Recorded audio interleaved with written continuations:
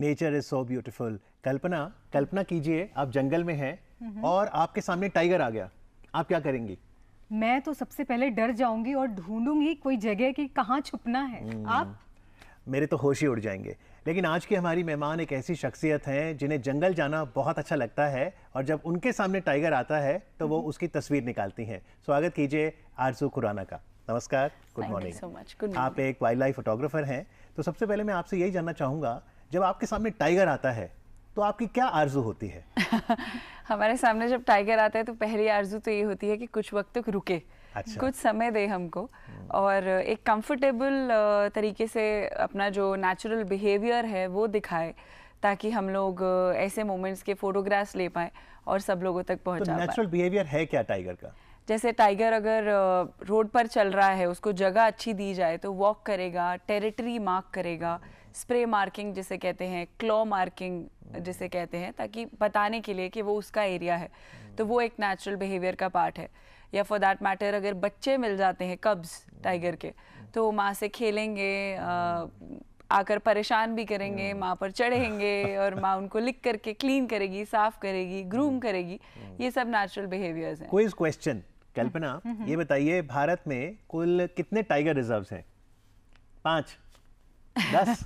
अरे नहीं, 55 tiger reserve हैं। और क्या आप जानते हैं कि आरजू खुराना देश के सभी 55 टाइगर रिजर्व्स में भ्रमण करके लौटी हैं? जी, बहुत बहुत बधाई आपको। Thank you very much. तो कैसा रहा अनुभव? बहुत अच्छा अनुभव रहा और ये इच्छा मेरी करने की बहुत वक्त से थी, क्योंकि मैं अक्सर देखती थी कि इंडिया ठीक से सारे वाइल्ड लाइफ फोटोग्राफर्स नहीं घूम रहे हैं। तो मुझे लगा कि एक बार इंडिया का ऐसा भ्रमण किया जाए कि हर कोने में क्या क्या मिलता है, किस प्रकार के जंगल हैं, फ्लोरा है, फौना है, किस तरीके के स्पीशीज़ हैं, वो सब कवर करूं।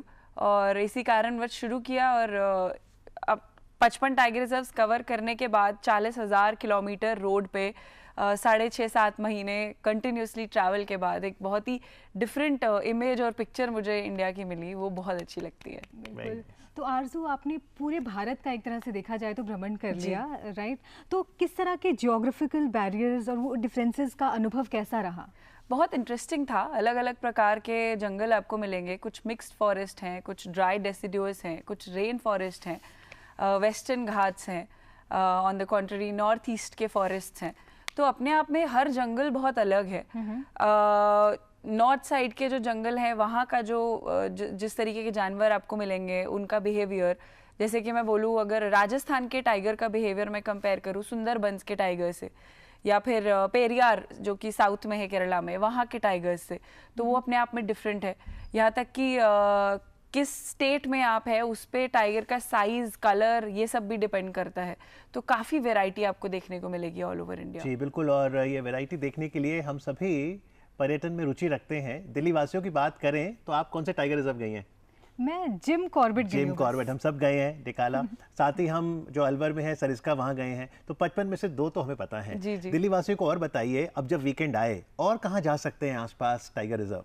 देखिए, दिल्ली में रहने का एक बहुत बड़ा एडवांटेज है कि हमारे आसपास बहुत से ऐसे जंगल हैं। जैसे सरिस्का आपने बोला वो है ही, कॉर्बेट सबको पता ही है। उसके अलावा राजा जी टाइगर रिजर्व है उत्तराखंड में, हमारा नदर्न मोस्ट टाइगर रिजर्व है वो। अच्छा। वहाँ पर जाया जा सकता है। वहाँ लेपर्ड्स आपको बहुत अच्छे देखने को मिलते हैं वहाँ की रेंजेस में। उसके अलावा पीलीभीत टाइगर रिजर्व है, उत्तर प्रदेश में है। दूधवा टाइगर रिजर्व है, इंडिया के बहुत खूबसूरत टाइगर रिजर्व्स में से आता है दूधवा।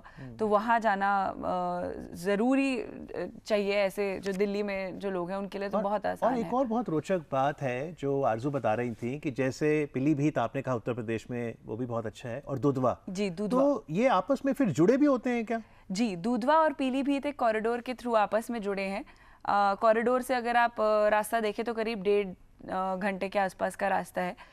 और वहाँ के टाइगर्स भी, एनिमल्स भी इधर उधर माइग्रेट करते हैं दूधवा के पीलीभीत से दूधवा। और आपके अनुसार ऐसे कॉरिडोर्स और होने चाहिए? बिल्कुल बिल्कुल, ऐसे कॉरिडोर्स की बहुत ज़रूरत है इंडिया में, क्योंकि ग्रेजुअली हमारे जंगल छोटे छोटे पॉकेट्स में सिमटते जा रहे हैं। जैसे सरिस्का टाइगर रिजर्व है, वो आसपास में किसी कॉरिडोर से नहीं जुड़ा है, तो उस तरीके से आइसोलेट अगर होते गए जंगल तो आगे आने वाले वक्त में बहुत परेशानी होगी। तो जितने ये ज़्यादा कॉरिडोर्स बढ़ेंगे उतना जानवर आसानी से माइग्रेट कर पाएंगे, आसानी से टाइगर रिजर्व्स में क्रॉस ओवर कर पाएंगे और उतना अच्छा रहेगा एनिमल्स। Another quick question, ये जो टाइगर रिजर्व कहते हैं, इसमें मैं अगर जाऊंगा मुझे सिर्फ टाइगर ही दिखेंगे या बाकी एनिमल्स भी? ऑफ कोर्स बाकी एनिमल्स भी Birds दिखेंगे। बिल्कुल आरजू बताएंगे। जी बिल्कुल, एक्चुअली ये एक बहुत ही बड़ा रीजन है जिस वजह से मैंने ATR मैं बोलती हूँ ऑल टाइगर रिजर्व्स का जो भ्रमण है किया, क्योंकि हमारा फोकस टाइगर पे बहुत है।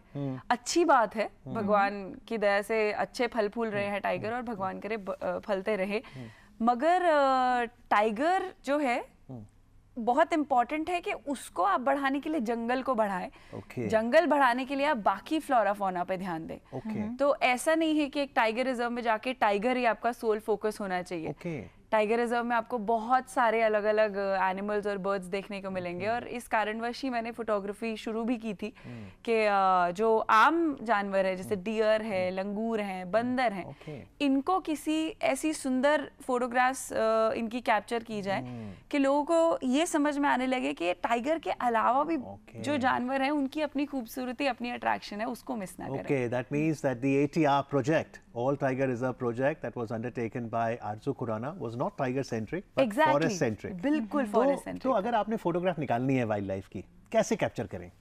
देखिए, आप पहले तो ये समझें कि आपको किस तरीके का फोटोग्राफ चाहिए।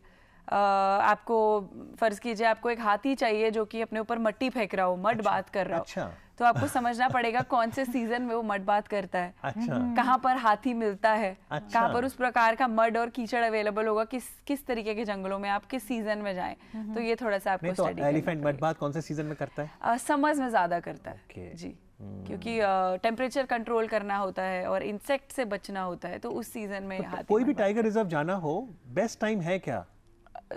वो डिपेंड करता है आप किस टाइगर रिजर्व में जाने की बात कर रहे हैं। अच्छा, तो मान लीजिए पीलीभीत दुधवा, हमारे यहाँ के टाइगर रिजर्व्स एक्चुअली एक स्पेसिफिक पीरियड होता है जिसमें खुले रहते हैं। मॉनसून में बंद हो जाते हैं बिकॉज सड़कें खराब होने लगती हैं, तो कोर जोन्स बंद हो जाते हैं, बफर जोन्स खुले रहते हैं, बाहर के जो जंगल के एरियाज है वो खुले रहते हैं। पीलीभीत दुधवा विंटर्स में बहुत अच्छा रहेगा। समर्स में अगर आपको टाइगर ज्यादा से ज्यादा देखना है तो वो बहुत अच्छा रहेगा। तो वो लेकिन बताएं कल्पना, जब हम जाते हैं और टाइगर हमें नहीं दिखता तो आपको लगता है व्यक्ति दुखी होता है? थोड़ा बहुत दुखी होता है। लेकिन फिर ऐसा क्यों बोलते हैं कि अगर आप जंगल गए और आपको टाइगर नहीं दिखा, आप दुखी ना हो क्योंकि टाइगर ने आपको देख लिया है? बिल्कुल बिल्कुल, ये सच्ची बात है। देखिए, इस बात को समझना चाहिए कि अगर टाइगर को आपके सामने नहीं आना तो वो नहीं आएगा। आप कुछ भी कर लें, वो कुछ झाड़ के पीछे बैठा होगा, आप ढूंढते रहिए पूरे जंगल में, आपको टाइगर नहीं मिलेगा। तो आपको ये प्राइवेसी जो है जानवर की, इसको समझ के जाना है, क्योंकि आप उसके टेरेन में जा रहे हैं, उसके एरिया में जा रहे हैं। तो अगर नहीं भी मिलता है तो इसमें कुछ परेशान होने वाली बात नहीं है, बिकॉज जंगल में और बहुत खूबसूरत चीज़ें हैं। कभी आप एक छोटे लंगूर के बच्चे को कुछ देर देखें ना, जिस तरीके से वो अपनी माँ से लिपटा रहता है, या अगर उसकी माँ उसे पेड़ पर चढ़ना सिखा रही है और छोड़ करके चली जाती है, तो वो कैसे बड़ी बड़ी आंखों के साथ और वो आवाज़ एक करता है कि माँ को बुलाता है कि कोई मेरे पास आए और एडल्ट मुझे पकड़ के यहाँ से उतारे। या कोई हाथी का बच्चा है, वो आपस में दोनों खेलते हैं। तो ये छोटी छोटी चीज़ें भी देखें। और ठीक है, टाइगर का एक अपना मैजेस्टी है, उसे मैं डिनाई नहीं कर रही हूँ, पर बाकी जानवर भी बहुत खूबसूरत हैं। लेकिन अगर आप मिस कर गए हैं तो आरजू खुराना आप ही के लिए जंगल में जाती हैं, और ये दृश्य आप देखिए जहाँ पे टाइगर्स अपने कब के साथ है। ये कहाँ, पेंच का दृश्य? पेंच का है। पेंच कहाँ, महाराष्ट्र, मध्य प्रदेश? पेंच, इंटरेस्टिंगली पेंच हमारे दोनों प्रदेशों में है। महाराष्ट्र में भी पेंच है, मध्य प्रदेश में भी है। ये जो आप देख रहे हैं महाराष्ट्र का है। बहुत ही खूबसूरत। कैसे निकालती हैं आप? कितना करीब से निकाला है आपने शॉट? बहुत करीब तो नहीं थे हम, क्योंकि अगर आप ज़्यादा करीब जाते हैं टाइगर के या किसी भी जानवर के तो बिहेवियर थोड़ा डिस्टर्ब होता है, एनिमल भी परेशान होता है। तो हम इसमें काफ़ी दूरी बनाए हुए थे, इसीलिए जो टाइगर है और बच्चे हैं वो काफ़ी कंफर्टेबल हैं आपस में, और जो नेचुरल बिहेवियर जिसकी हमने बात की। तो आप किसमें, सफारी पे, गाड़ी पे होते हैं? जी जी जी। इंडिया में ज़्यादातर टाइगर रिजर्व्स में इंटरेस्टिंगली, काफ़ी टाइगर रिजर्व्स में इंटरेस्टिंगली पैदल सफारी भी है। तो मैं काफ़ी जंगलों में पैदल भी चली हूँ, पर टाइगर्स के जो जितने भी आप वीडियोस फोटोग्राफ्स देखेंगे वो सब गाड़ी से लिए हुए हैं। तो आरज़ू, ये पैदल सफारी जब आप करते हैं तो डेफिनेटली बहुत चैलेंजिंग होता होगा, और किस तरह की तैयारी आप तब करके जाते हैं? जी, चैलेंजिंग अलग अलग मायनों में रहता है। जैसे जंगल, हम पेरियार गए केरला में, तो पेरियार के लिए हम लोग पहले बोट पे गए, फिर 1 किलोमीटर अंदर पैदल गए जहाँ हम स्टे कर रहे थे। तो कुछ चीज़ों का आपने ध्यान रखना है आपको। ऑब्वियसली एक अगर कभी कहीं जानवर का कुछ आपको आभास होता है तो एक दूरी बना करके रखनी है, सतर्क रहना है, एक्टिव रहना है, शांत रहना है, पैनिक नहीं करना, जो आपकी रास्ता जो आपका बना है उस पे चलना है। अकेले तो हम नहीं जाते, टीम होती है, और पेरियार में हमारे साथ फॉरेस्ट डिपार्टमेंट के लोग भी थे, तो जब हम पैदल जाते हैं तो डिपार्टमेंट के लोग भी होते हैं। तो ये सब ध्यान रखना है, साथ में रहना है। जूते जो है ऐसे पहनने हैं कि आपको जो, क्योंकि घास और ये सब बड़ा होता है जंगल में, तो पैरों में कोई दिक्कत ना हो, तो उस प्रकार से आपको जाना जी। तो ये तो बहुत बड़ी खबर यहाँ पे आरजू ने बताई है कि सिर्फ आप जीप पर सफारी नहीं, कई टाइगर रिजर्व में पैदल भी जा सकते हैं। हम तो बिल्कुल नहीं जाएंगे। आप ये बहादुरी लाती कहाँ से हैं? देखिए, ये कुछ ऐसा है कि बचपन से मुझे नहीं करना था। करते करते एक वक्त आया जब मुझे समझ में आया कि पक्षियों में मेरा इंटरेस्ट ज़्यादा बढ़ रहा है। फिर समझा कि फोटोग्राफी में बढ़ रहा है। फिर समझा कि करना है तो आपको एक तरीके से अपने डर को संभालना आना चाहिए। तो ऐसा नहीं मैं कहूँ कि मैं बहुत बहादुर हूँ या कुछ भी। मैं वो बच्चा रही हूँ जो गली में अगर कोई कुत्ता अगर दौड़ता है तो खूब डर जाता था। तो वैसा ही मेरा बिहेवियर रहा था। पर बहादुरी तो मैं नहीं बोलूँगी, पर एक डर को आपको संभालना आ जाता है एक वक्त के बाद, एक कंट्रोल आ जाता है खुद पे, बस वही है। लेकिन सबसे बड़ा डर कहें या रिस्ट्रिक्शन, वो तो माँ बाप से ही आती है। 3 इडियट्स का डायलॉग याद है जब माधवन वाइल्ड लाइफ फोटोग्राफर बनना चाहता है तो उसने क्या कहा? कौन नहीं मानेंगे? अब्बा नहीं मानेंगे। तो फैमिली ने सपोर्ट किया कि आपकी फैमिली में पहले से कोई वाइल्ड लाइफ फोटोग्राफी में था? नहीं, पहले से कोई नहीं था, मैं पहली ही हूँ। ये सुना भी शायद फैमिली में ज़्यादा नहीं था किसी ने वाइल्ड लाइफ फोटोग्राफी का कॉन्सेप्ट। और पेशे से मैं वकील हूँ, तो पापा की बहुत इच्छा रही थी कि मैं LLB पूरी अपनी करूँ और साथ में जुडिशरी भी करूँ।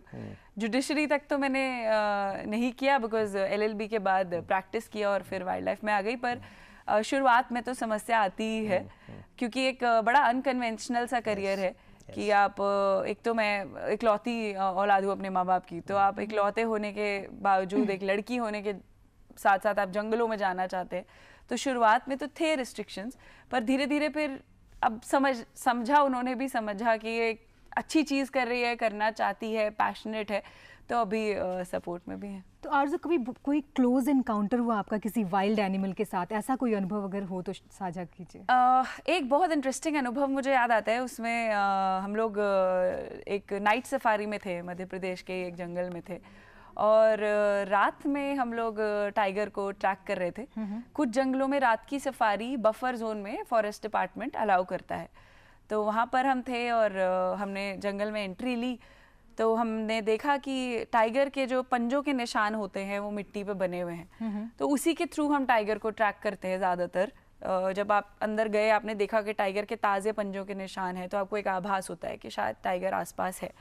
तो हमने एंट्री की, हमें पंजे मिले। हम लोग वहाँ से क्रॉस करके वापस घूम कर के आए। अभी रात में आपको सिर्फ रोड पे लाइट होती है, तो उतना ही एरिया, उतना ही पैच आपको दिखता है, लिमिटेड साइट होती है, आसपास अंधेरा होता है। तो हम घूम करके वापस उसी एरिया में आए, तो हम देखते हैं हमारी गाड़ी के टायर के निशान के ऊपर टाइगर के पग के मार्क्स हैं। अच्छा। इसका मतलब टाइगर हमारे निकलने के बाद निकला है। तो 3-4 बार ऐसा हुआ, हम राउंड ले रहे हैं, वापस आ रहे हैं, टाइगर के पग मार्क्स मिल रहे हैं।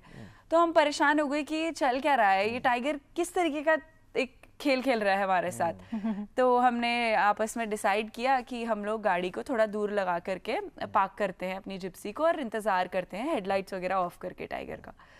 तो सोचा कि जैसी आवाज़ आएगी तुरंत लाइट ऑन करेंगे और हमें टाइगर दिख जाएगा और पता लग जाएगा।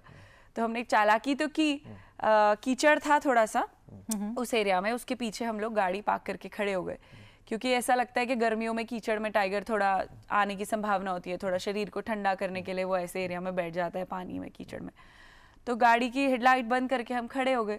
2-4 मिनट हुए होंगे और कुछ सुनाई नहीं दिया, तो मैंने बोला कि चलिए लाइट ऑन कीजिए, देखते हैं, टाइगर दिख नहीं रहा है।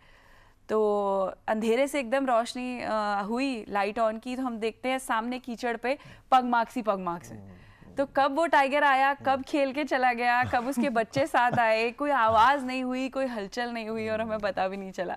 तो एक मोमेंट था जिसमें एनकाउंटर तो क्लोज था, जानवर मुझे नजर नहीं आया, बट एक बहुत इंटरेस्टिंग मोमेंट रहा मेरी बहुत जिंदगी में। खूबसूरत, इतनी रोचक कहानियां, बहुत ही खूबसूरत फोटोग्राफ्स जो आप सोशल मीडिया पे देख सकते हैं, हम भी आपको दिखा रहे हैं।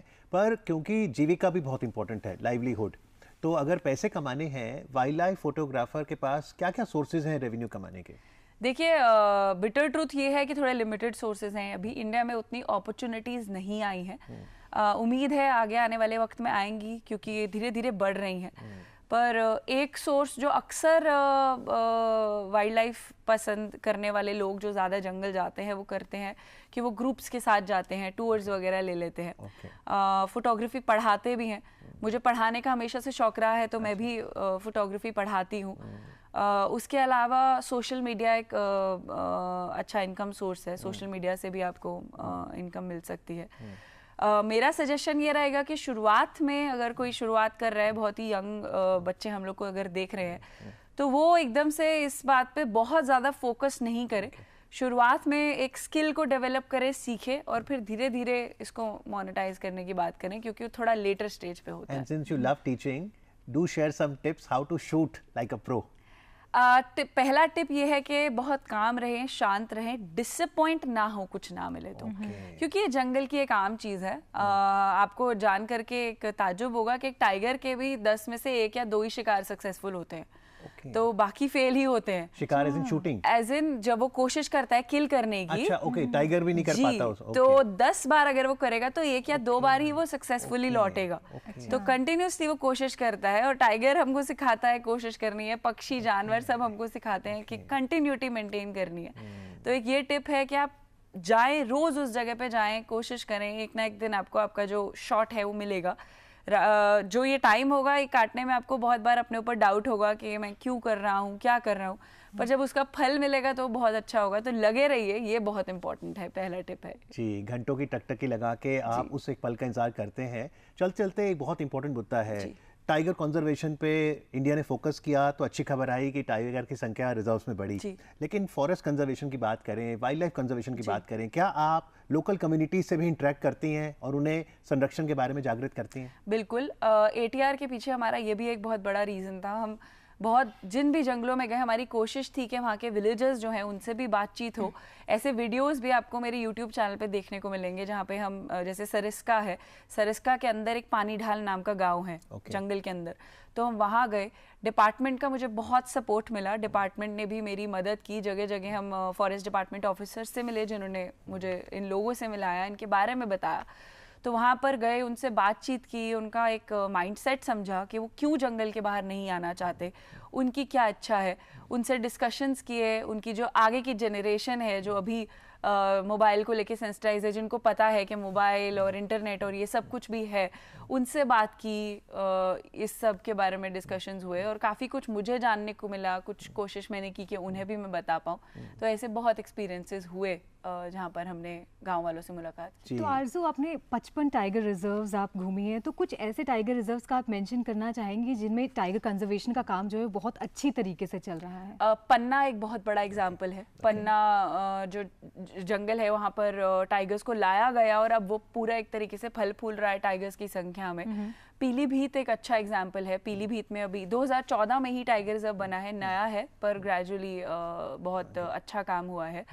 साउथ इंडिया के बहुत सारे फॉरेस्ट्स हैं। सिरिविल्लीपुत्तूर मेघामलाई करके एक जंगल है, या मुंदुनथरई करके एक टाइगर रिजर्व है। बहुत से टाइगर रिजर्व्स ऐसे हैं जहाँ पर काफ़ी अच्छा काम हो रहा है। सतपुड़ा मध्य प्रदेश में एक टाइगर रिजर्व है, वहाँ पर अच्छा काम हो रहा है, जाना भी चाहिए, बहुत सुंदर प्यारा जंगल है। मेलघाट एक टाइगर रिजर्व है MP में, बहुत सुंदर टाइगर रिजर्व है। तो ऐसे कई जंगल हैं जहाँ पर बहुत अच्छा तो हमने जंगल के कंजर्वेशन की बात की, अब कलाकार के कंजर्वेशन की बात करते हैं। अगर खूबसूरत तस्वीर आरजू खुराना ने निकाली है और मैं वो तस्वीर चुरा लूं, आप तो वकील हैं, इंटेलेक्चुअल प्रॉपर्टी राइट्स, बौद्धिक संपदा, तो कैसे सुनिश्चित करती हैं उस पर एक कॉपीराइट रहे आर्टिस्ट का? देखिए, जो भी व्यक्ति ये फोटोग्राफ खींच रहा है, ज़्यादातर केसेस में उसी का कॉपीराइट होता है। The author of the person, the author of that has the copyright. तो अगर मैं एक फोटोग्राफ खींच रही हूँ अपनी इच्छा से, तो उसका कॉपीराइट मेरा है। कुछ इसके केसेस ऐसे होते हैं जैसे कि आप कहीं कोई व्यक्ति कहीं किसी के अंडर नौकरी कर रहा है और वहाँ उस प्रोजेक्ट के लिए वो जा रहा है, तो कॉपीराइट जो है वो कंपनी का या उस पर्सन का हो सकता है जिसके अंडर वो काम कर रहा है, बट अदरवाइज कॉपीराइट फोटोग्राफर का ही होता है। अब इंटरनेट के समय में आप 100% तो नहीं कर सकते इसको सुनिश्चित कि आपको हर वक्त आप उस पर कंट्रोल कर पाएंगे, क्योंकि जब मैं एक फोटोग्राफ अपलोड कर रही हूँ पब्लिक डोमेन में, तो ऐसे केसेस होते हैं जहाँ वाटरमार्क को काट करके लोग यूज़ करने लगते हैं। पर्सनली मुझे इससे आपत्ति नहीं है, क्योंकि मैं चाहती हूँ कि ज़्यादा से ज़्यादा लोग फोटोग्राफ्स देखें। एक प्यारे से डियर का फोटोग्राफ अगर आप देखते हैं, आपको उस पर प्यार आता है, तो मुझे फ़र्क नहीं पड़ता मैंने लिया है किसी और ने लिया है, पर कमर्शियल मिसयूज़ ना हो इसके लिए आप ध्यान दे सकते हैं। आप गूगल इमेजेस में जाके सर्च कर सकते हैं कि कहीं आपका कोई इमेज अननेसेसरली यूज़ तो नहीं कर रहा है। लकीली मेरे साथ ऐसा कोई केस हुआ नहीं है अभी भी, कभी भी मेरा इमेज कोई प्लेटफॉर्म पे पब्लिश होता है तो परचेज। लास्ट क्वेश्चन, ATR कर लिया, 55 टाइगर रिजर्व हो लिए, क्या करियर प्रोग्रेशन रहता है? व्हाट्स नेक्स्ट फॉर आरजू खुराना? अगला प्रोजेक्ट अभी फिलहाल सितंबर में हमारी एक एग्जीबिशन आ रही है ATR की, जिसमें आपको जंगल के अलग अलग, इंडिया के अलग अलग कोनों से खींचे गए अलग अलग तरीके के तस्वीर स्पीशीज़ मिलेंगे देखने को। कुछ क्रिटिकली एंडेंजर्ड हैं जो ख़त्म होने वाले हैं, कुछ जो कम संख्या में रह गए हैं, एंडेंजर्ड हैं, वो आपको मिलेंगे। एग्जीबिशन सितंबर में है, फिर दिसंबर में है, तो एक तो वो है, ये दिल्ली में है, एक सितंबर में दिल्ली में है बीकानेर हाउस में, अच्छा, और दिसंबर में जहांगीर आर्ट गैलरी में मुंबई में है। okay. और एक किताब भी हमारी आ रही है, कॉफ़ी टेबल बुक, जिसमें पूरे भारत के आपको अलग अलग फोटोग्राफ्स देखने को मिलेंगे। फिर अगले साल के कुछ असाइनमेंट्स हैं, कुछ डॉक्यूमेंट्रीज हैं, कुछ फोटोग्राफी असाइनमेंट्स हैं, वो सब जी। नेचर कंजर्वेशन में योगदान देने के लिए और खूबसूरत फोटोग्राफी से आम जनता को जोड़ने के लिए आरजू खुराना, आपका बहुत बहुत आभार। Thank you very much. Thank you very much. Thank you, all the best. Thank you.